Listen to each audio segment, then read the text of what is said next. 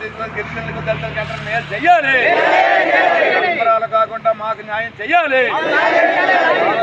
జరిగిన తర్వాతే సంబరాలు చేసుకోవాలి. మోసాలకు బలైన గిరిజనులు వెంటనే ఆదుకోవాలి. గిరిజనుల ఐక్యత.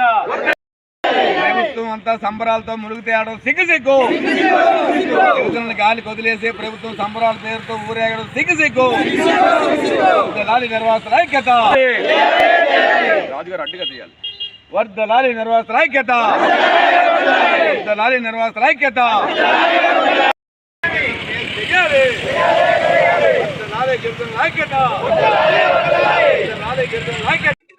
నేటికి 50 రోజులుగా జెండాల్లో సర్వస్వం కోల్పోయి పేదలుగా జీవిస్తున్న మొత్తం గిరిజన దళిత రైతాంగం అంతా హైవే పక్కనే రోజు పడిగాపులు కాస్తూ మాకు న్యాయం చేయండి అని చెప్పేసి రోజు ప్రభుత్వాన్ని, అధికారుల్ని, జెండాల యాజమాన్యాన్ని కోరుతున్న చలించని గవర్నమెంట్ ఈ రోజు ఆదివాసీలను ఉద్ధరిస్తామని చెప్పేసి మీకు బ్రహ్మాండమైన ఈయన సౌకర్యాలు కల్పిస్తామని చెప్పేసి మీరు మనుషుల్లో కాదు ఈయన దేవుళ్ళతో సమానం అని చెప్పేసి సంవత్సరానికి ఒకసారి కోట్ల రూపాయలు ఖర్చు పెట్టి ఒకసారి అరకు, ఒకసారి శ్రీకాకుళం, ఒకసారి పాడేరు ప్రాంతాల్లో మహాసభలు పెట్టి ఆయనకు అన్ని చేస్తామని చెప్తారు.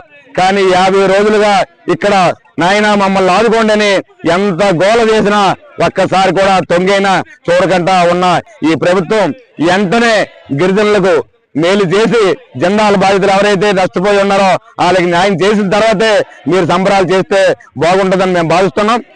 అంటే మీకు సభల దగ్గరికి వెళ్ళి చూసిన వాళ్ళందరినీ చూపించి మీకు మేలు చేస్తామని చెప్పిన ప్రభుత్వం, ముఖ్యమంత్రులు నిజంగా వాస్తవానికి 78 ఏళ్ళు వచ్చి స్వతంత్రం వచ్చినా సరే స్వతంత్ర ఫలాలు వీళ్ళందరికీ అందలేదనేది మీ అందరికీ సాక్ష్యం.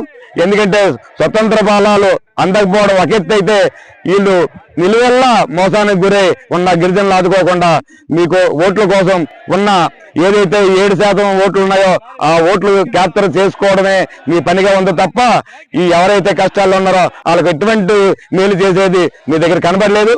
ఇప్పటికైనా సరే మీరు ఈ గిరిజనులకి, దళితులకి మేలు చేసిన తర్వాతే మీ మహాసభలో లేకపోతే పండగలో వాతావరణంలో చేస్తే న్యాయంగా ఉంటుందని చెప్పేసి మేము భావిస్తున్నాం. మేము ఇప్పటికే 50 రోజులుగా శాంతిగా పోరాటం చేస్తున్నాం. ఏదైతే నష్టపోయారో, ఏదైతే హామీలు నమ్మారో ఈ ఎన్నాటికి మోసపోయి కునారు వెళ్తున్నారో వీళ్ళ తరఫున అండగా నిలబడి పోరాటాన్ని చేయడానికి ఇప్పటికే మేధావులు అందరూ కలిసి వస్తున్నారు. ప్రభుత్వం మాత్రం పట్టించుకోవడం సిగ్గు.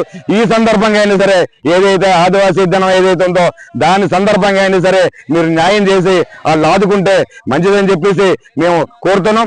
మీరు కానీ ఇంకా తాత్సారం చేస్తే మేము ఆందోళన ఉధృతం చేసి మరికొంత గిరిజనులకు మేలు జరిగేటట్టు మేము ఆందోళన ఉధృతం చేస్తామని చెప్పేసి కోరుతాం. కంపెనీలో వాటా ఉంటుందని చెప్పాడు, వాటా లేదు. భూమిలో మీకు న్యాయం చేస్తామన్నాడు, భూమి తీసుకున్నాడు, ఎన్ని చెప్పాలి అన్ని చెప్పాడు. ఉద్యోగం అన్నాడు, అలాగే ఏదీ లేకుండా ఇప్పుడు రియల్ ఎస్టేట్ కి అమ్మడానికి సిద్ధపడుతున్న జెండాలపై చర్య తీసుకుంటా మీరు ఈ పక్కనే వచ్చి కూడా మీరు పక్క నుంచి వెళ్ళిపోవడం, మీద నుంచి వెళ్ళిపోవడం కాకుండా ఇక్కడికి ఒకసారి వచ్చి స్థితిగతులు చూసి వీళ్ళకి న్యాయం చేస్తే బాగుంటుందని చెప్పేసి మేము అందరూ కోరుతున్నాం.